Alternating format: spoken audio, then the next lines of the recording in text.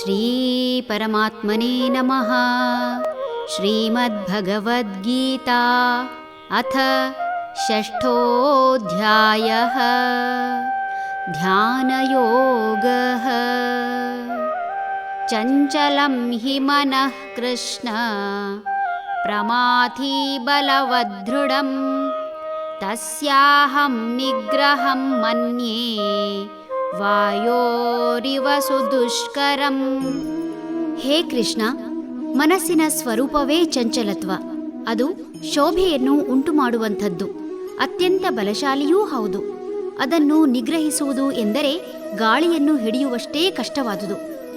ಅರ್ಜುನ ತನ್ನ ಆಲಾಪ ಮುಂದುವರಿಸಿದ್ದಾನೆ. ಜಗದ ನಿಯಮ ಪರಿವರ್ತನೆ ಎಂದಾದ ಮೇಲೆ ಮನಸ್ಸು ಕೂಡ ಬದಲಾಗುತ್ತಲೇ ಇರಬೇಕು. ಮನಸ್ಸಿನ ಸ್ವರೂಪವೇ ಚಂಚಲತೆ. ಹಾಗಂತ ಮನಸ್ಸು ಬಲಶಾಲಿ ಅಲ್ಲ ಎಂದು ಹೇಳಲಾಗದು. ಕಠಿಣ ನಿರ್ಧಾರ ತೆಗೆದುಕೊಳ್ಳುವ ಸಮಯದಲ್ಲಿ ಮನಸ್ಸು ಗಟ್ಟಿ ಮಾಡಿಕೊಳ್ಳಲು ಅಸಾಧ್ಯವಾದರೆ ಅಂತಹ ಕೆಲಸ ಮಾಡಲು ಸಾಧ್ಯವಿಲ್ಲ. ಇಂತಹ ಮನಸ್ಸನ್ನು ನಿಗ್ರಹಿಸುವುದು ಎಂದರೆ ಗಾಳಿಯಲ್ಲಿ ಗುದ್ದಾಟ ಮಾಡಿದಂತೆ ಸರಿ.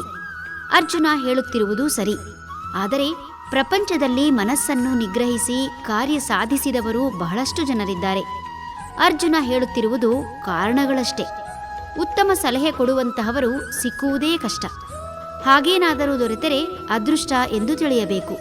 ಇಂದು ಮನುಷ್ಯ ಮಾಡುವ ಪ್ರತಿ ಕೆಲಸದಲ್ಲೂ ಫಲ ನಿರೀಕ್ಷೆ ಮಾಡುವುದನ್ನು ಕಾಣಬಹುದು.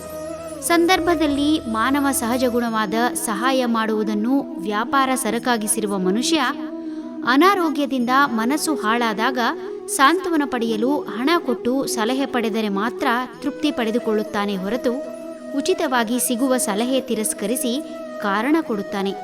ಯಾರಿಗೆ ಸಲಹೆಯನ್ನು ಸ್ವೀಕರಿಸಿ ಜೀವನದಲ್ಲಿ ಅಳವಡಿಸಿಕೊಳ್ಳಲು ಇಷ್ಟವಿಲ್ಲ ಅಂತಹವರು ಒಂದು ಸಬೂಬು ಅಂದರೆ ಕಾರಣ ಕೊಡುತ್ತಾರೆ. ಕಾರಣಗಳು ಕಾರಣಗಳಷ್ಟೇ.